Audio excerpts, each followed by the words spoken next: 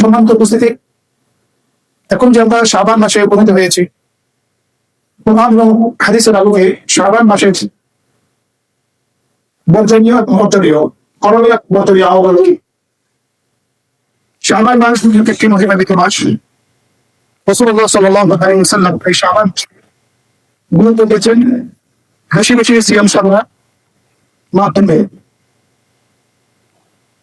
আয়েশা রাদিয়াল্লাহু আনহা থেকে রাসূলুল্লাহ সাল্লাল্লাহু আলাইহি ওয়াসাল্লামের বিষয়ে বলেন যে রাসূলুল্লাহ সাল্লাল্লাহু আলাইহি ওয়াসাল্লাম প্রায় সারা বছরই রোজা রাখতেন। যারা ব্যতিক্রমী রোজা রাখবেন আমাদের মনে হবে যে তিনি এই রোজা আর ছাড়বেন না, আমরা ধারাবাহিকভাবে তিনি রোজা রাখা ছেড়ে দিতেন, যাতে আমাদের মনে হতো তিনি আর এই মাসে রোজা রাখবেন না। তিনি আরো বলেন রাসূলুল্লাহ সাল্লাল্লাহু আলাইহি ওয়াসাল্লামকে শাবান মাসের চাইতে বেশি রোজা রাখতে আমি আর দেখিনি, আর রমজান মাস সম্পূর্ণভাবে তিনি সিয়াম সাধনা করেছেন। 1 তারিখ থেকে 30 তারিখ পর্যন্ত বা 29 তারিখ পর্যন্ত রাসূলুল্লাহ সাল্লাল্লাহু আলাইহি ওয়াসাল্লাম কেবল রমাদানের সিয়ামে তিনি পালন করেছেন। অন্য কোনো মাসে তিনি 1 তারিখ থেকে 30 অথবা 29 তারিখ পর্যন্ত তিনি একেবারে সিয়াম পালন করেননি।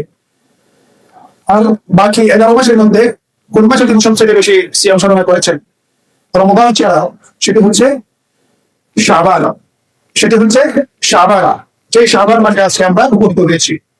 সম্মানিত উপস্থিতি, রাসূলুল্লাহ সাল্লাল্লাহু আলাইহি ওয়াসাল্লাম বলেছেন এই শাবান মাসে মানুষের আমল উত্তোলিত হয় আল্লাহর কাছে। তো রাসূলুল্লাহ সাল্লাল্লাহু আলাইহি ওয়াসাল্লাম বলেছেন আমি চাই আমার আমল উত্তোলিত হোক বা উত্থিত হোক আল্লাহর কাছে, আমি সিয়াম সাধনা করব অবস্থায়। এবং এটা বলছেন শাবান মাস অতি গুরুত্বপূর্ণ মাস। রমাদানের মাঝখানে মানুষ এটাকে খেয়াল করে না, গাফিল হয়ে যায়। এই শাবানের মাস ইবাদতের মাস, সিয়াম সাধনার মাস, কিন্তু মানুষের ফোকাস থাকে রমজান মাসের দিকে। মানুষের ফোকাস বেশি থাকে রমজান মাসের দিকে, সুতরাং মানুষ খেয়াল করে না যে শাবান হচ্ছে একটি ফজিলতপূর্ণ মাস। এখানে রাসূলুল্লাহ সাল্লাল্লাহু আলাইহি ওয়াসাল্লাম হচ্ছে বেশি বেশি সিয়াম সাধনা করা, পুরো মাস জুড়ে নয়, কিন্তু অলমোস্ট 9 মাস আপনি সিয়াম সাধনা করতে পারে। বিশেষ করে আইয়ামুল বিদ এবং ইয়াউমুল খামিস, শুক্রবার, বৃহস্পতি এবং সোমবারে আপনি মিনিমাম সিয়াম সাধনা করতে পারেন, যদিও কেন বছর করে না আসেন। কারণ আপনার সামনে একটি পুরো মাস সিয়াম সাধনায় কাটাতে হবে। সেই সিয়াম সাধনার মাসের প্রস্তুতি হিসেবে আপনি শাবান মাসকে কাজে লাগাতে পারেন, প্র্যাকটিস করতে পারেন সিয়াম সাধনার জন্য। এবং এই শাবান মাসে আপনার আমল আল্লাহ সুবহানাহু ওয়া তাআলার কাছে প্রভাবিত হতে পারে, প্রভাবিত হবে। সুতরাং আপনি সিয়াম সাধনার অবস্থায় যদি সময় কাটান, তাহলে আপনি প্রস্তুত অবস্থায়, পবিত্র অবস্থায়, ইবাদত অবস্থায় আপনার আমল উত্তপ্ত হলে সেটি কবুল হওয়ার সম্ভাবনা বেশি থাকে। সম্মানিত উপস্থিতি, এবার চলুন এই শাবান মাসকে কেন্দ্র করে আমাদের সমাজে রসম আকারে এবং ইবাদত আকারে অনেক আমল, অনেক বিশ্বাস এর প্রবণতা ছড়িয়ে পড়েছে, যেগুলো কোরআন এবং সহিহ হাদিসের মানদণ্ডে যদি আমরা যাচাই করি তাহলে দেখা যাবে যে এই সমস্ত আমল শরীয়তের অন্তর্গত নয়, শরীয়ত বর্জিত, শরীয়ত প্রবেশ করেছে। যার অবস্থান, যার বিষয়ে রাসূলুল্লাহ সাল্লাল্লাহু আলাইহি ওয়াসাল্লাম বলেছেন মানে আমিল আমল লাইসা আলাইহি আমরুনা ফাহুয়া, কেউ ইসলামের নাম দিয়ে, ধর্মের নাম দিয়ে এমন আমল করে দেখেন রাসূলুল্লাহ সাল্লাল্লাহু আলাইহি ওয়াসাল্লামের আদেশ নেই, কোরআন কারীমের নির্দেশনা নেই, নিঃসন্দেহে সেই আমল পরিত্যক্ত। তার মধ্যে অনেকেরই ধারণা যে নিসফ শাবান, শাবানের 15 তারিখে কোরআন কারীম নাযিল হয়েছে এবং সেটি ভাগ্যের ধারণের গজয়। এটি নিঃসন্দেহে একটি ভুল ধারণা। কতিপয় মুফাসসিরিন কিরাম সেটি মন্তব্য করলেও লাইলাতুল নিসফ মিন শাবান বা ধারণের গজয় মত প্রকাশ করলেও কিন্তু অধিকাংশ মুফাসসিরিন কিরামের নিকট এটি একটি ভুল নির্ণয়, একটি ভুল নির্ণয়। ইবনে কাসীর রাহিমাহুল্লাহ বলেছেন যারা লাইলাতুল নিসফ শাবানকে সেই আয়াতের মর্ম বুঝে ফিহা ইউফরাকু কুল্লু আমরিন হাকীম, প্রত্যেক কাজকে নির্ধারণ করা হয়, প্রত্যেক কাজকে সেই রাতে নির্ধারণ করা হয়, সেই রাতের উপরে যারা লাইলাতুল নিসফ মিন শাবান অথবা শাবান মাসের 15 তারিখে নির্দেশ করেছেন, নিঃসন্দেহে এই ধারণা, এই মত সম্পর্কে অনেক দূরে। এবং এই মত স্পষ্ট কোরআন কারীমের বিপরীত। কারণ আমরা সবাই জানি যে কোরআনুল কারীম নাযিল হয়েছে রমজান মাসে, আর সেখানে রয়েছে লাইলাতুল কদর বা তাকদীরের রাত্রি রজনী। তাকদীর হচ্ছে ভাগ্য রজনী, ইন্না আনজালনাহু ফি লাইলাতুল কদর।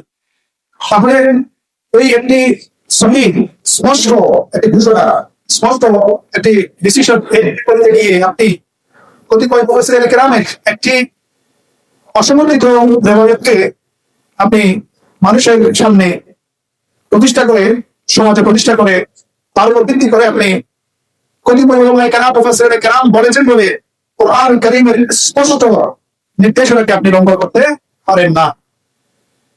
তাহলে ভাগ্যের দায়িত্ব নির্ধারিত বোঝাতে হচ্ছে লাইলাতুল কদর, সেটা লাইলাতুল নিসফ মিন শাবান নয়। আমরা যে সমস্ত নতুন আলোচনা এই শাবান মাসকে কেন্দ্র করে উন্নত রয়েছে, যে শাবান মাসের রজনীতে বিভিন্ন সংখ্যায় সালাত আদায়ের মাধ্যমে, বিভিন্ন সংখ্যায় রাকাতে সালাত আদায়ের মাধ্যমে, এবং শাবান মাসের দিনকে, নিসফ শাবানকে, 15 শাবান মাসের দিনকে সিয়ামের মাধ্যমে উদযাপন করা, এটি নিঃসন্দেহে একটি বিদআত।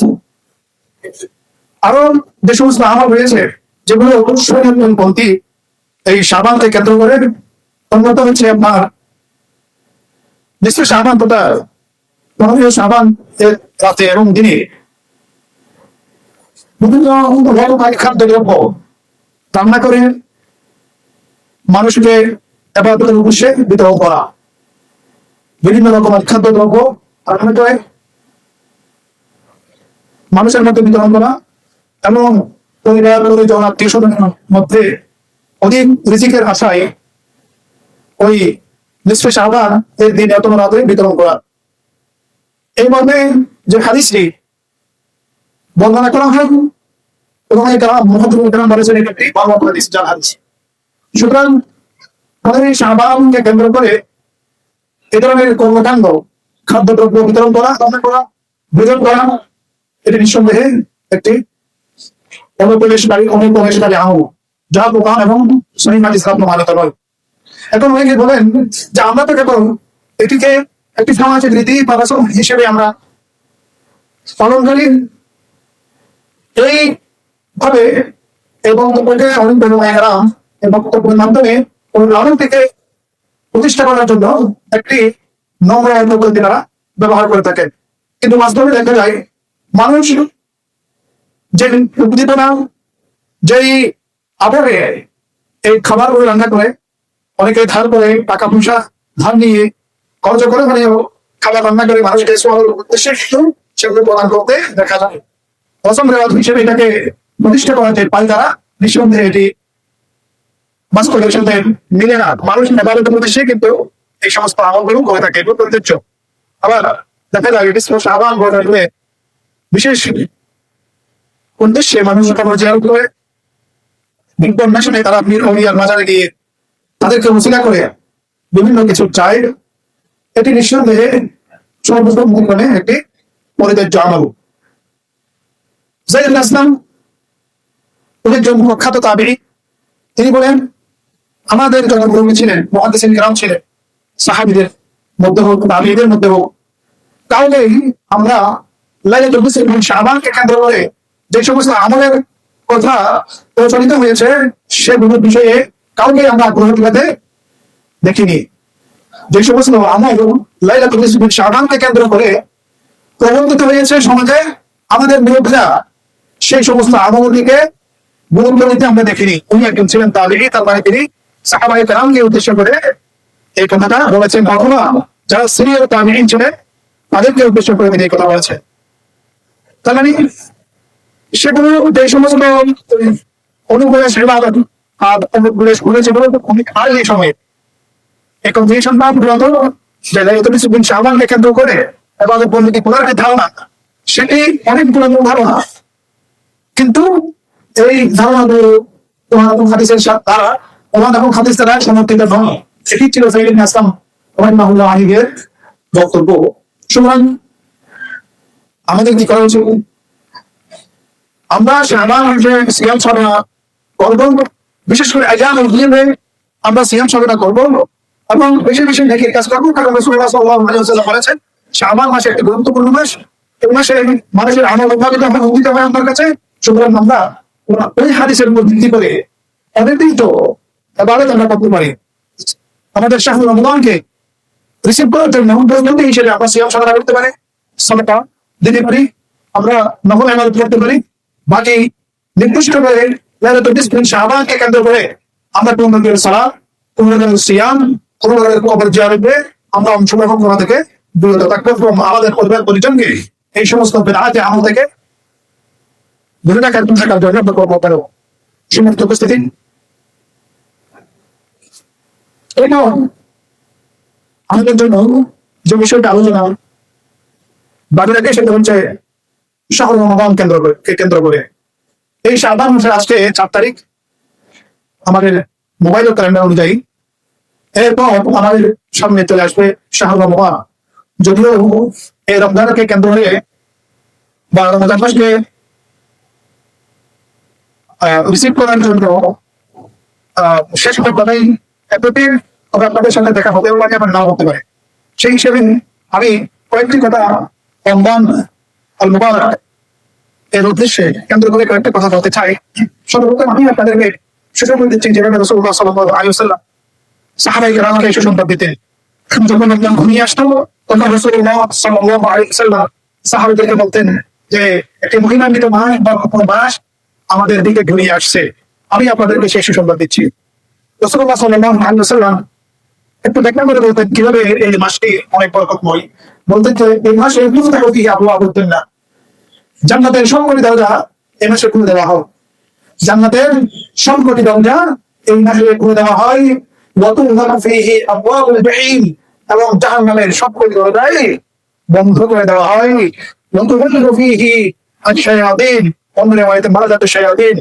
ওই রমজান মাসে ওই রমজান হাতে সন্তানের যে লিডারগুলো আছে, চালকগুলো আছে, নেতাগুলো আছে, তাদেরকে ঘিরে রাখা হয়। সেই মাসে এমন একটি রজনী আছে যেই রজনীতে ইবাদত করলে 1000 বছরের চাইতে বেশি ফজিলতপূর্ণ। যে সেই রাত্রিকে কাজে লাগাতে পারলো না সে বঞ্চিত হলো সমস্ত কল্যাণ থেকে। ওই রাত্রে যে যতটুকু পারলো না ইবাদতের মাধ্যমে সে বঞ্চিত হলো সমস্ত কল্যাণ থেকে। সুতরাং আমাদেরকে রাসূলুল্লাহ সাল্লাল্লাহু আলাইহি ওয়াসাল্লাম তার সাহাবায়ে কেরামকে উৎসাহ করে তুলতেন এই সুসংবাদের মাধ্যমে যে বরকতময় রমজান আমাদের দরজায় করা আছে। সুতরাং মানসিকভাবে আপনারা কেমন প্রস্তুত হন? সম্মানিত উপস্থিতি, আমরা কিভাবে মানসিকভাবে রমজান মুবারকের জন্য প্রস্তুত হতে পারি সেই বিষয়ে আলোচনা করা যাক। প্রথমে যে বিষয়টি আমাদের প্রথম যেটা করতে হবে সেটি হচ্ছে মানসিকভাবে প্রস্তুতি নেওয়া এবং রমজান মুবারকে সিয়াম সাধনার জন্য নিয়ম করা, কোরআন তেলাওয়াতের জন্য নিয়ত করা এবং যাবতীয় কল্যাণ কাজের জন্য নিয়ত করা। এই মর্মে যে আল্লাহ সুবহানাহু ওয়া তাআলা আমাদেরকে রমজান মুবারক পর্যন্ত জীবিত রাখেন এবং সিয়াম সাধনার জন্য তৌফিক দান করেন। আমরা সবাই প্রত্যেকটি সিয়াম আমরা পালন করবো ইনশাআল্লাহ। এরপর আপনি মনে করবেন যে মিনিমাম আমি এই রমজানে 4 কদম, 2 কদম, 3 কদম একবার আমি কোরআন কারীমকে আমি পড়ে শেষ করবো। তারপর আমি ইনশাআল্লাহ বেশি বেশি করে মসজিদে সময় কাটানোর জন্য চেষ্টা করব এবং আমি তওবা করার জন্য চেষ্টা করব। এই রমজান আসার আগে আমি যেন জাতীয় পাপাচার থেকে তওবা করতে পারি এবং ইনশাআল্লাহ নিজেকে সমস্ত পাপাচার থেকে আমি ডিসকানেক্ট করে দেবো ইনশাআল্লাহ। এবার আমরা একটু নিয়ত করতে হবে। নিয়ত মধ্যে আপনার বরং আপনার জন্য অনেক লাভ।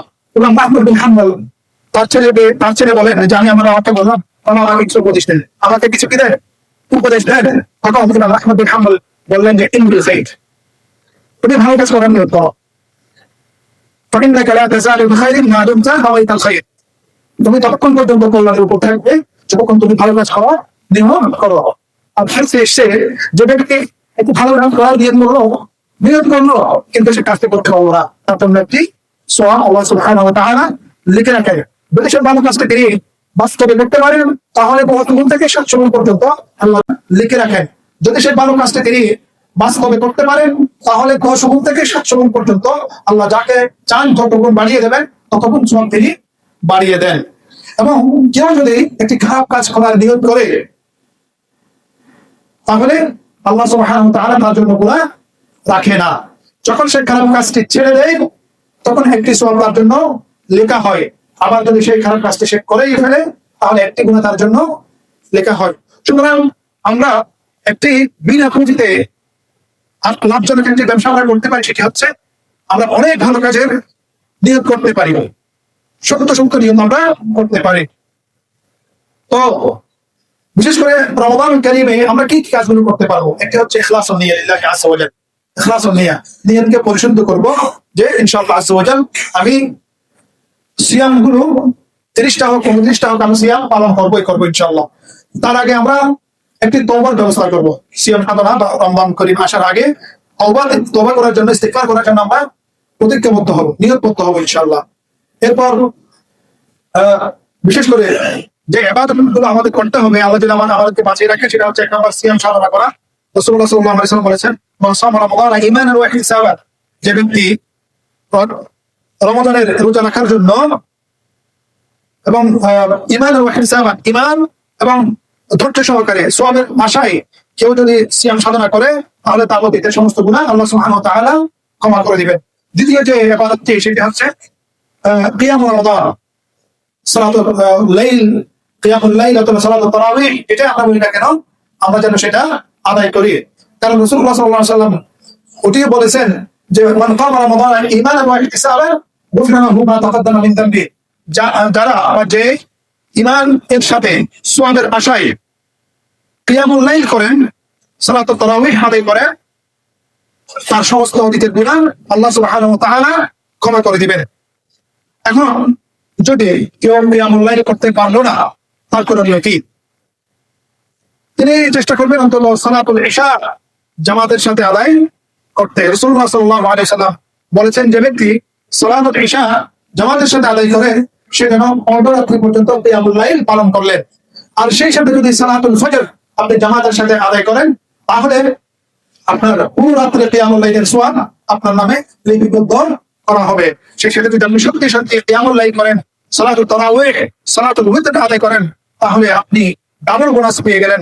আল্লাহ সুবহানাহু ওয়া তাআলা আমাদেরকে সেই ডাবল বোনাস এর সৌভাগ্য, ডাবল বোনাসের সওয়াব পাওয়ার সৌভাগ্য আমাদের জন্য দান করেন। সবাই বলেন আমিন। সম্মানিত উপস্থিতি, রমাদান কেন্দ্রিক যে ইবাদতটি, তারপরে সেটা হচ্ছে তিলাওয়াতুল কোরআন। 3 নম্বর যে ইবাদত, সেটা হচ্ছে তিলাওয়াতুল কোরআন। সূর্যের সাথে আলোর যেমন একটি সম্পর্ক রয়েছে, সূর্য ওঠার সাথে সাথে আলোর যেমন একটি সম্পর্ক রয়েছে, রমাদানের সাথে তেমনি কোরআনের একটি সম্পর্ক রয়েছে। এজন্য আল্লাহ সুবহানাহু ওয়া তাআলা বলেছেন, শাহরু রমাদান আল্লাযী উনজিলা ফীহিল কোরআন, সেই মুবারকময় রমজান মাস, যে রমজান মাসে কোরআন কারীম নাযিল হয়েছে। তাহলে রমজানের মাস হচ্ছে কোরআনের মাস, কোরআনের মাস হচ্ছে রমাদানের মাস। রাসূলুল্লাহ সাল্লাল্লাহু আলাইহি ওয়াসাল্লাম যখন রমজান মাস আসতেন, যাবতীয় কর্মকাণ্ড তিনি পাশে রেখে কোরআনুল কারীম তিনি ব্যস্ত হয়ে যেতেন। ইমাম মালিক রাহিমাহুল্লাহ সারা বছর তিনি ছাত্রদেরকে হাদিস পড়াতেন, ফিকহের আলোচনা করতেন। যখন রমজানুল কারীম যখন আসতো, তখন তিনি তার দার্স স্টপ করে দিয়ে কোরআনুল কারীম নিয়ে তিনি মশগুল হয়ে যাইতেন। শুধু তাই নয়, রাসূলুল্লাহ সাল্লাল্লাহু আলাইহি ওয়াসাল্লাম এর কাছে জিবরিল আলাইহিস সালাম রমজানুল কারীমে প্রত্যেক রাতেই আসতেন।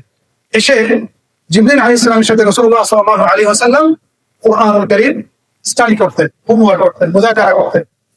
রাসূলুল্লাহ সাল্লাল্লাহু আলাইহি ওয়াসাল্লাম জিবরিল আলাইহিস সালামকে পড়ে শোনাতেন। তাহলে এই রমাদানুল কারীম আমরা কোরআন তিলাওয়াতের মাধ্যমে, কোরআন অনুধাবনের মাধ্যমে, কোরআন শিক্ষাদানের মাধ্যমে আমরা কাজে লাগাতে পারি। সম্মানিত উপস্থিতি, এরপর যে ইবাদতটি রমাদানুল কারীমে বেশি করতে হবে, 4 নম্বর যে ইবাদতটি রাসূলুল্লাহ সাল্লাল্লাহু আলাইহি ওয়াসাল্লাম বেশি গুরুত্ব দিতেন, সেটি হচ্ছে আপনার সাদাকাত। একটি হচ্ছে যাকাত প্রদানের সময়, যেটা আপনার উপর অপরিহার্য যদি আপনার নির্দিষ্ট সম্পত্তি থাকে। আর যাদের উপর যাকাত ফরজ হয়নি, হয়তো নিসাবের কারণে অথবা 1 বছর অতিক্রম না হওয়ার কারণে যাদের উপর যাকাত ফরজ হয়নি, তারা নফল সাদাকাত দিতে পারে। নফল সাদাকাত এই রমাদানুল কারীমে বেশি বেশি দিতে পারেন। এটি রাসূলুল্লাহ সাল্লাল্লাহু আলাইহি ওয়াসাল্লামের আদর্শ। রাসূলুল্লাহ সাল্লাল্লাহু আলাইহি সাল্লাম হাদিস শরীফে এসেছে, রাসূল সাল্লাল্লাহু আলাইহি সাল্লাম আসলে ওনার স্বভাবগতভাবে ছিলেন দানবীর, উদার হস্তের অধিকারী। মানুষকে এমন ভাবে দান করতেন যে তিনি দারিদ্রতাকে ভয় পেতেন না। আমি পকেটে যা আছে সব দিয়ে দিলে আমি মিসকিন হয়ে যাব, এই ভয় তার ছিল না। কেউ আসা মাত্রই তাকে তিনি যা হাতে থাকতেন সব তিনি দিয়ে দিতেন। তিনি দারিদ্রতাকে ভয় পাইতেন না।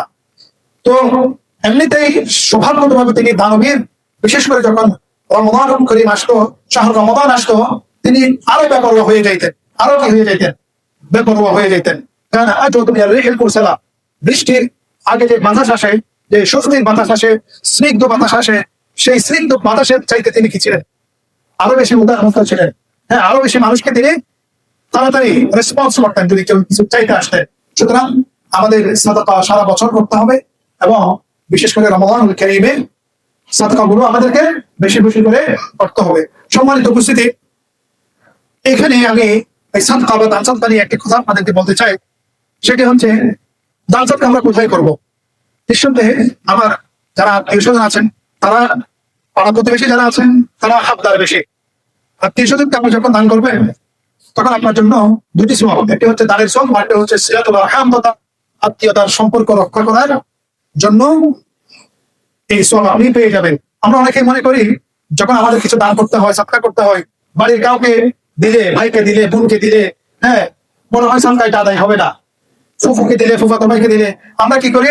সদকা করার জন্য একদম অনেক দূরে চলে যাই। হ্যাঁ, কোনো অপরিচিত মানুষকে আমরা দিলে মনে করি এটা বিশাল সওয়াব। না, রাসূল সাল্লাল্লাহু আলাইহি ওয়াসাল্লামের যে হাদিস, যে নির্দেশনা, যে তরিকা, তার বিপরীত। রাসূলুল্লাহ সাল্লাল্লাহু আলাইহি ওয়াসাল্লাম বলেছেন, আগে তুমি কি করো? তোমার কল্যাণের হকদার হচ্ছে তোমার আত্মীয় স্বজন। তোমার কল্যাণের হকদারকে আত্মীয় স্বজন। আমরা যারা আমাদের যাদেরকে লালন পালন করা আমাদের উপর কর্তব্য নয়, যেমন আমাদের বিবি বাচ্চাকে আমরা সদকা দিতে পারি না, তাদের প্রয়োজন পূরণ মেটানো আমাদের কর্তব্য।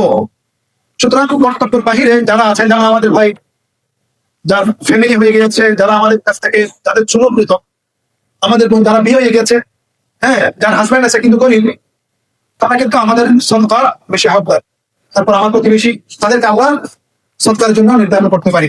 কিন্তু কিছু বিষয়ের একটা কি বলবো, যেটাকে এক্সেপশনাল বলা হয়, ব্যতিক্রমী ধরা হয়, সেটি হচ্ছে আমাদের এই প্রতিষ্ঠানগুলো। আপনারা যদি আমাকে অনুমতি দেন, একটু শুনেন, আমি আপনাদের উদ্দেশ্যে দুটি কথা বলতে চাই। 20 বছরের বালকের মাথায় যদি একটি সাদা চুল দেখা যায়, সেটি চোখে পড়ে। আমার 70 বছরের বয়সের কালো মাথায় যদি বেশি ঘন কালো চুল দেখা যায়, সেটি আকর্ষণ বেশি করে। এই আমাদের এই সমাজে এই যে সালাফি মাদ্রাসা, সালাফি মসজিদ গুলো রয়েছে, এই মসজিদগুলো, এই মাদ্রাসাগুলো, এই প্রতিষ্ঠানগুলো 20 বছরের বালকের মাথায় সাদা চুলের মতো। এরা অভিভাবকহীন, এরা মনে হয় এই সমাজে একদম গার্ডিয়ানহীন। তাদেরকে মানুষ নিতে চায় না, মনে হয় ভিন্ন দেশি, ভিন্ন গ্রহ থেকে কেউ আসছে, দান সদকা প্রয়োজন হয়, কিন্তু এসব প্রতিষ্ঠানকে তারা দান সদকা করতেই চায় না। কারণ এসব প্রতিষ্ঠানকে তারা মনে করে সমাজ বিরোধী। তাদের একটা ধারণা, আমরা কোন একটা ধর্মকে আগে কোথাও ছিল না, সেটা আমরা মাটি করে বা আকাশ ফেলে আমরা এটা নিয়ে এখানে দেখাচ্ছি। বিদায় সমাজে যারা বিত্তবান, তাদের মধ্যে কেমন জানে একটা আমাদের প্রতি, এসব প্রতিষ্ঠানের প্রতি একটা অনীহা ভাব। এই প্রতিষ্ঠানগুলো এমন এতিম যে মনে হয় মেলায় গেলে যে কারো গার্ডিয়ান থাকে না। মেলায় যখন আমরা ছোটবেলায় যাইতাম, যাদের বাচ্চা ছাড়া দায়িত্ব থাকতো, তাদের ছেলে সন্তানরা ওই আগে বসার জন্য সুযোগ পেত, কিন্তু যার কোনো বাচ্চা ছাড়াই মেলায় এসে বসার সুযোগ পাইতো না। কেউ যদি দয়া হয় তাকে ডেকে, অমুকের ছেলে এখন দাঁড়িয়ে আছে, ভাত খাই নাই, ওকে একটু বসাও, আরেকটাকে পাত্র হয়ে বসে থাকতে হয়। ঠিক আমাদের প্রতিষ্ঠানের এই অবস্থা। আরো ধারণা করা হয় এই প্রতিষ্ঠানগুলো বাহিরের কোন এজেন্সি টাকা পয়সা দিয়ে পরিচালনা করে সমাজে বিভেদ সৃষ্টি করার জন্য, বিভিন্ন মতামতের, আইডিওলজির একটা গ্যাঞ্জাম শুরু করার জন্য প্রতিষ্ঠানগুলোকে বাহির থেকে অনেকে পরিচালনা করেন। এটি খুবই একটি খারাপ একটা ধারণা। তার প্রেক্ষিতে আমাদের প্রতিষ্ঠানগুলো ফিনান্সিয়াল যে রিসোর্স, ওই রিসোর্স গুলো একদম শুকনো হয়ে যায়। আমাদের প্রতিষ্ঠানগুলো শিক্ষকদের বেতন দিতে পারে না, এতিম ছাত্রদের খাবারের ব্যবস্থা করতে পারে না, অভাব অনটনে পড়ে যায়, কিন্তু আওয়াজ করতে চাই না বা আওয়াজ করতে পারে না। তো আমরা, আমাদের কি করা উচিত? আমরা কি আমাদের এই প্রতিষ্ঠানকে বেদাতীতের করুণার পাত্র হিসেবে রেখে দেব, নাকি সহিহ আকীদার কর্ণধার হিসেবে, উৎস হিসেবে আমরা এখানে এসে খেয়াল ধরবো, নাকি কোনো বেদাতি সমাজপতির কাছে আমরা এটাকে বর্গা দেব, তার করুণার পাত্র হিসেবে আমরা কিছু আশা করব, তার ইচ্ছা হলে দেবে আর ইচ্ছে না হলে বলবে যে তোমরা তো আমাদেরকে জান্নাতে যাওয়ার কোনো ব্যবস্থা করো না। বাকি যে প্রতিষ্ঠানগুলো আছে ওখানে পীররা আছে, আমরা যত অন্যায় করি না কেন পীররা তো আমাদেরকে বেহেশতে যাওয়ার শর্টকাট পদ্ধতি কি করে দেয়, বাতলিয়ে দেয়। আর আপনারা তো উসিলা নাই, পীর নাই, এই নাই সেই নেই বলে আমাদেরকে কোনো আশা করতে দেখেন না, কেন আপনাদেরকে ডোনেশন দেবো? আমরা পিছিয়ে পড়ার কারণ হচ্ছে ওই সমাজপতি যারা সুদ খায়, যারা ঘুষ খায় অনেকেই, এবং তারা একটা শর্টকাট উপায়ে যেভাবে তারা কাস্টমে ঘুষ দিয়ে হ্যাঁ তাদের মালপত্র নিয়ে আসে, ওই রকম অনলাইনটাকে ফেলে কিছু টাকার বিনিময়ে আমরা তাদেরকে শর্টকাট পদ্ধতিতে জান্নাতে যাওয়ার কোনো আশ্বাস দিতে পারি না, বিদায় আমরা তাদের কাছ থেকে কোনো ডোনেশন আশা করতে পারি না। তা আমাদের এখানে তো এরকম কোন জান্নাতের এজেন্সি বা এরকম কি বলে যে ঠিকাদারি আমরা করি না, আমরা মানুষকে বলি না যে এখানে টাকা দেন আমরা একটা ব্যবস্থা করে দেবো জান্নাতে যাওয়ার, হুজুরকে বড় হুজুরকে বলে, আমাদের তো এরকম কোনো বড় হুজুর নাই। সুতরাং এই প্রতিষ্ঠানকে যদি আমরা বাঁচিয়ে রাখতে চাই, এই সহি আকীদার সহি বিশ্বাসের উচ্চারণকে যদি আমরা সবকালে ছড়িয়ে দিতে চাই, তাহলে এই এখানকার দায়িত্বশীল হিসেবে আমাকেই এগিয়ে আসতে হবে, আমাকেই টাকা খরচ করতে হবে, এর শুধু আমাদেরকেই বুঝতে হবে। আমরা এদের এই প্রতিষ্ঠানকে কার হাতে ছেড়ে দেবো? যারা আমাদেরকে পছন্দ করে না তাদের হাতে আমরা ছেড়ে দেবো? যারা আমাদেরকে মেলায় ডাকে না তাদের হাতে আমরা ছেড়ে দেবো? যারা আমাদেরকে আদর্শগতভাবে শত্রু মনে করে তাদের কাছে যাবো? এর চেয়ে একজন সত্যের বার্তাবাহককে অপমান করা, এর চেয়ে তার কোনো জঘন্য পদ্ধতি আছে বলে আমার মনে হয় না, জঘন্য কোনো সিচুয়েশন আছে বলে আমার মনে হয় না। সুতরাং আমাদের যেটা করণীয় সেটা হচ্ছে আমাদের দান এবং সাদকার একটা অংশ এই প্রতিষ্ঠানগুলোকে আমরা দেবো, মাহরুম করবো না। কারণ এটা এতিম, এই প্রতিষ্ঠানগুলো এখন এতিমের মতো অভিভাবকহীন, কোন সমাজপতি নাই, কোন শিল্পপতি নাই, যারা তাদের দানের কিছু একটা অংশ আমাদেরকে দেবে, যার উপর ভিত্তি করে আমরা শিক্ষকদের বেতন দিতে পারবো, খাবারের ব্যবস্থা করতে পারবো, এতিমদের অনাথ অসহায় ছাত্রদেরকে টিউশন মাফ করতে পারবে, এরকম কেউ আমাদের নাই। আপনি আমি আমাদের 5,000 টাকার স্যালারির 50 টাকা মাসে আমরা এখানে দান করবো ইনশাআল্লাহ। এটাকে আমরা বাহিরে কাউকে বর্ণনা দিতে পারি না, প্রেস্টিজের বিষয়। যদি সত্যি সত্যি সহি আকীদাকে ভালোবাসেন, তাহলে সহি আকীদার যে উচ্চারণের স্থান, যে প্রতিষ্ঠান, যে মিম্বার, যে মাদ্রাসা, যে মেহরাব, সেটাকে না প্রেস্টিজের আপনার ইগোতে নিতে হবে। এটাকে আপনার চোখকে যেভাবে আপনি হেফাজত করেন, আপনার লিভারকে আপনি যেভাবে হেফাজত করেন, আপনার অগ্নাশয়কে আপনি যেভাবে হেফাজত করেন, আপনার পিণ্ডকে আপনি যেভাবে মূল্যায়ন করেন, তার চাইতে বেশি সহি আকীদার প্রতিষ্ঠানকে আপনার মূল্যায়ন করতে হবে। সম্মানিত উপস্থিতি, এক সময় যখন মুতার যুদ্ধ ডাক করে যায়, রাসূলুল্লাহ সাল্লাল্লাহু আলাইহি ওয়াসাল্লামের প্রস্তুতি ছিল না, তখন তিনি বললেন যে কে কিভাবে সহযোগিতা করবে। ওসমান রাদিয়াল্লাহু আনহুর একটি কাফেলা ওই সিরিয়ার থেকে কেবল মদিনায় প্রবেশ করলো। তো ওসমান রাদিয়াল্লাহু আনহু বললেন যে এই কাফেলায় উট এবং উটের পিঠে যা আছে সব আমি ফি সাবিলিল্লাহ দিয়ে দিলাম। হযরত ওমর রাদিয়াল্লাহু আনহু আসলেন অর্ধেক সম্পদ নিয়ে, ইয়া রাসূলুল্লাহ অর্ধেক সম্পদ আপনাকে দান করে দিলাম ফি সাবিলিল্লাহ। আবু বকর রাদিয়াল্লাহু আনহু এসে পুরো সম্পদে দান করে দিলেন। রাসূল সাল্লাল্লাহু আলাইহি ওয়াসাল্লামের এই অবস্থা দেখে মায়া হলো, ইয়া আবু বকর তুমি এসব কি করলা? ইয়া রাসূলুল্লাহ আমি সবকিছু দিয়ে দিলাম, তোমার জন্য কি রেখেছো? আমি আল্লাহ এবং রাসূলকে আল্লাহর জন্য রেখেছি। সুবহানাল্লাহ। এটা হচ্ছে আকীদার জন্য দান করা, আকীদার জন্য এভাবেই করতে হয়। তারপর এই তাদের এই ডেসপারেট দানের কারণে সেই আরব থেকে ইসলাম এখানে এসেছে। ইসলাম এমনি বেশি বেশি হেসে হেসে আসে নাই, এটি দানের বিনিময়, এটি রক্তের বিনিময়ে, এটি জিহাদের বিনিময়ে আমাদের পর্যন্ত এসেছে। আর যদি আমরা সেটাকে নফল হিসেবে নিই, মানে কোন ত্যাগ আমরা স্বীকার না করি, তাহলে ইসলাম আমাদের কাছে তো থাকবে না। আমরা তো ওদের কাছে নিয়ে যাবো সেটা দূরের কথা, এখানে তো থাকবে না। সবকিছুর জন্য আপনাকে কিছু বিনিময় দিতে হবে। আপনারা আপনাদের দানের অংশগুলো আপনার পরিবারের অংশ হিসেবে এখানে দান করবেন। শিক্ষকরা যেন বেতন পায়, ছাত্ররা যারা খেতে পারে, দায়ীরা যেন এখানে এসে সম্মান পায়, খাতিবরা যেন এখানে এসে মূল্যায়ন পায়, এবং যাতে তারা হকের খেদমত করতে পারে, সন্ধ্যে খেদমত করতে পারে। আমাকে কিন্তু প্রতিষ্ঠান থেকে এমন কিছু বলার জন্য বলা হয়নি, এটি আমার এক্সপিরিয়েন্স থেকে আমি বলছি। আমি বিভিন্ন জায়গায় খুতবা দিতে যাই, বিভিন্ন জায়গায় আমি প্রতিষ্ঠানের দায়িত্বে যাই, সেখানে আমি বেশি লক্ষ্য করি সেটা হচ্ছে সমাজের মানুষের দান দক্ষিণা আমাদের ভাগ্যে কম, এবং আমরা কেমন জানি একটা কৃপণ আমাদের একটা বা। আমি সেই সাথে প্রতিষ্ঠানের যারা আমানতদার আছেন, যারা হিসাব রক্ষক আছেন, যারা দায়িত্বশীল আছেন, তাদেরকেও আমি বলবো আমার এখানে কোনো স্বার্থ নেই। আপনাদের অনুমতি ছাড়াই আপনাদের প্রতিষ্ঠানের জন্য আমি জনগণের সহিহ আকীদার ভাইদের কাছে আমি উদাত্ত আহ্বান করে গেলাম, এই আহ্বানের প্রেক্ষিতে যদি কেউ সাড়া দেয়, তাদের একটি পয়সাও যেন আপনারা ওখান থেকে কোন অন্যায় ভাবে, অসৎ উদ্দেশ্যে বা গোপন ভাবে আপনারা খরচ না করেন। এটা আপনাদের প্রতি আমার একটি ওসিয়ত আমি করে গেলাম। প্রত্যেকটা টাকা পয়সার জন্য মুসল্লি এবং যারা দান করেছেন তারা যেন বছরের বা মাসের কোন একদিন তারা যথাযথভাবে পাই এবং সঞ্চয় যেন আপনারা বজায় রাখেন। তার উদ্দেশ্যে যেমন দান করার উপদেশ দিয়ে গেলাম, সেই সাথে দান গ্রহীতার উদ্দেশ্যে সঞ্চয়তার উপদেশ দিয়ে গেলাম। সম্মানিত উপস্থিতি, بارك الله لنا ولكم في القرآن العظيم ونفعنا وإياكم بما فيه من الآيات والذكر الحكيم.